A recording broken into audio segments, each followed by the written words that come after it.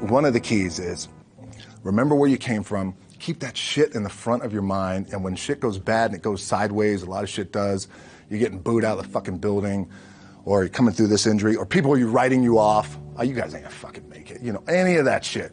You gotta keep it in here.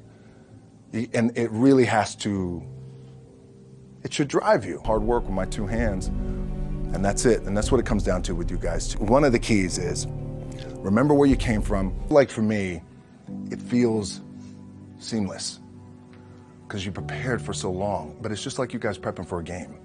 That's the fun part. That's where it's like, fuck, it's fun, man. People are paying their hard-earned dollars to come see you. They're cheering, they're going bananas, they're booing the shit out of you or on the road. That's fun. That's what you live for. I mean, that's the juice right there.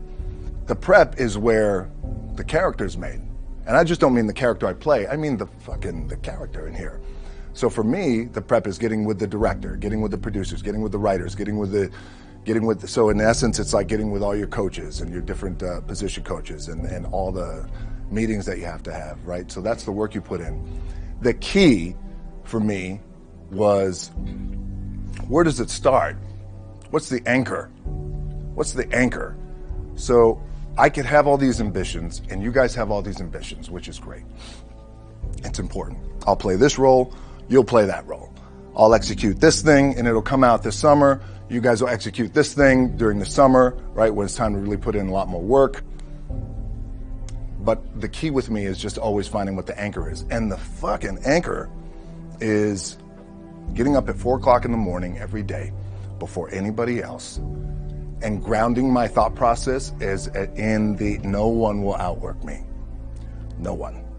I love and I respect you guys. You motherfuckers won't outwork me. All starts with this. 2 hands, putting it to work. The anchor for me has always been the work in terms of the weight room training. So when I first started wrestling, I was 6 years old, rolling on the mats with my dad. My old man, a lot of you guys won't know this. Yeah, Rocky Johnson. My old man was Rocky Johnson. He was the first black WWF at that time.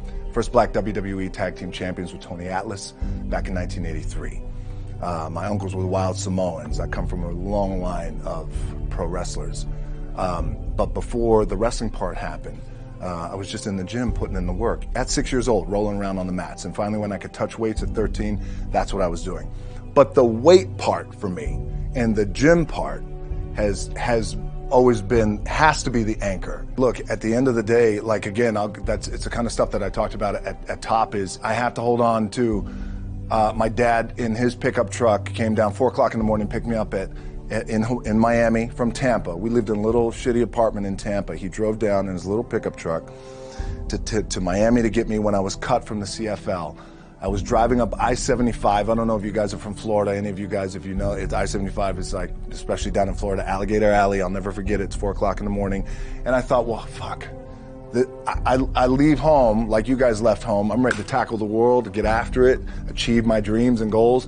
Fucking crushed by 22, 23 years old. Now I got to move back in with my mom and dad. I played on great teams, though. Wait a second. This is not supposed to be my future.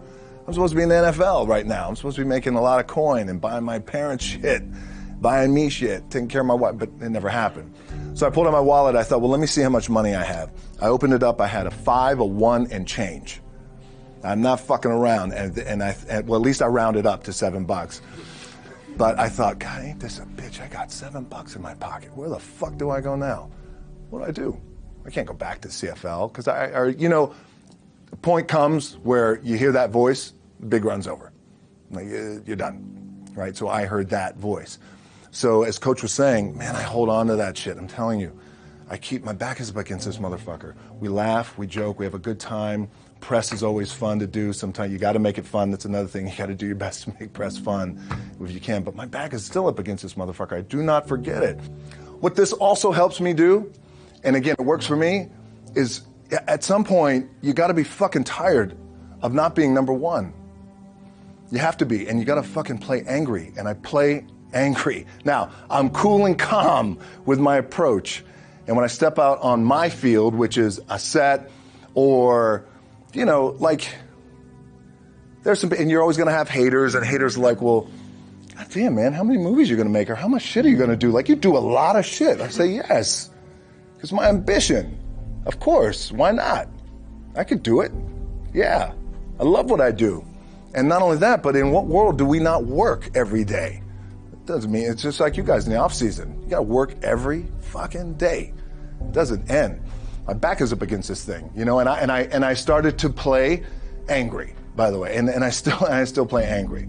My last match, Brock Lesnar, transitioned, and I realized if I had to be great at something, I wanted to be great in this world of Hollywood and movie making and producing and entertainment, I had to commit, and like you guys have to commit. Obviously, you commit to something, commit to the goal. So I quietly retired. 2 years later, I thought, what the fuck did I do with my career? Because my movies were not doing well. I was written off. I was like, it was around 2006, 2007. I was like, God damn. I left, I pulled a Jim Brown. I left when I was on top, like #1 in the wrestling business, and I left. It was a ballsy, gutsy, some call it stupid move, but I had to commit and I had to follow what was in my gut.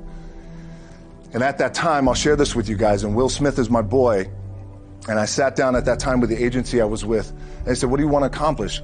I said, I want to accomplish the world. I want the world, and I want Will Smith's career, and I said, and I mean this respectfully because I know he's here at this agency with us, I want to do it bigger and better.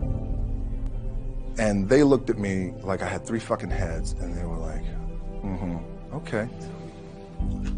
But I still stayed focused, and I still had still put in the hard work with my 2 hands, and that's it. And that's what it comes down to with you guys. One of the keys is, remember where you came from, keep that shit in the front of your mind, and when shit goes bad and it goes sideways, a lot of shit does, you're getting booed out of the fucking building, or you're coming through this injury, or people are writing you off, oh, you guys ain't gonna fucking make it, you know, any of that shit.